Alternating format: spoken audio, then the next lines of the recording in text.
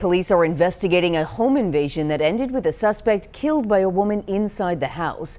So recently there was a home invasion where a woman had to shoot a man who broke into her house. Now, that story by itself would have been enough for me to talk about here. But this one has a twist. Because the woman who pulled the trigger just so happens to be the girlfriend of a very popular YouTuber, CJ on 32s. Yeah, that's when things start to get real interesting. Investigators say the woman hid in a closet with her baby after hearing a man break into their home on Hadrian Drive yesterday. Police say she grabbed a gun and shot the intruder when he entered the bedroom. They say the suspect and the woman did not know each other. Now, on its face, that's as clear-cut as self-defense gets. You've got a mother, a baby, an intruder breaking in. She does exactly what she should have done. She grabbed a gun and she neutralized the threat, period. But here's where things get complicated, because as more details come out, people started asking, who actually pulled the trigger? Some articles say it was the girlfriend.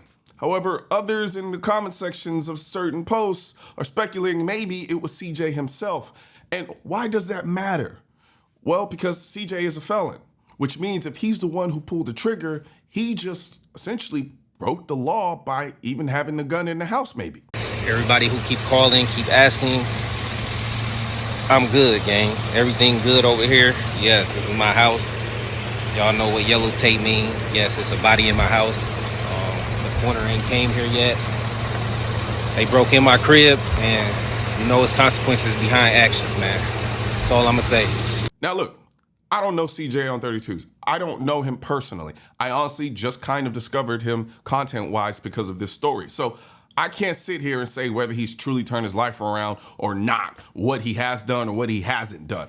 I don't know. But from a holistic viewpoint, I do think it's a little heavy-handed to outright ban felons from owning guns for the rest of their lives. Again, like I said before, there needs to be some pathway, a way for someone to demonstrate that they've made the necessary changes in their life, that they're no longer a danger to society, and therefore should be able to get their right to own a firearm back. That's just me.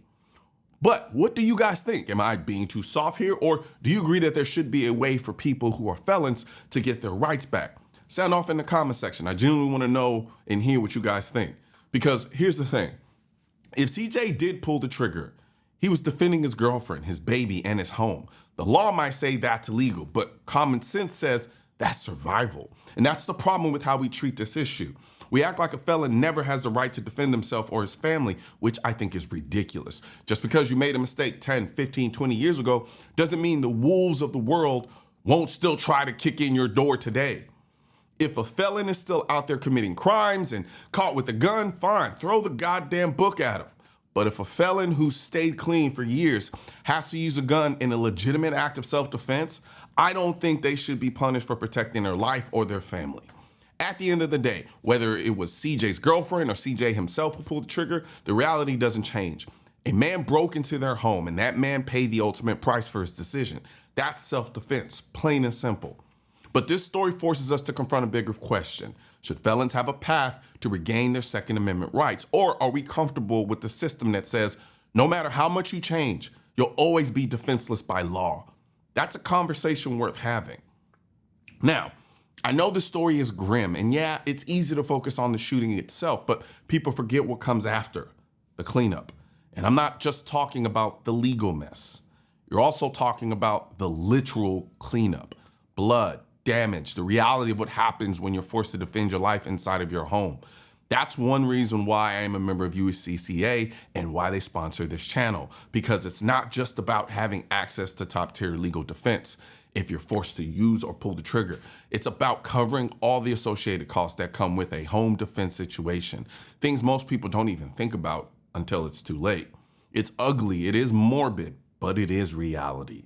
And the USCCA understands that reality better than anyone else. So if you own a firearm for self-defense, you need to protect yourself legally and financially the same way you protect yourself physically. So I'm gonna put a link in the description section of this video so you can check out and learn more information about a USCCA membership. And even if you decide not to go with USCCA, I implore you, go with someone, because trust me, you would much rather have to face the legal system with someone that has your back than to face it alone. One thing's for certain and two things are for sure. Politicians and tech giants don't want gun content to be recommended to you. And we're all fighting this culture war together. Now you can help do your part by liking, commenting, subscribing to the channel, but most importantly, sharing this video with at least one person. Together we can stop the suppression of our 2A rights. And don't forget to click the link in the description section of this video for the products that I mentioned in this video.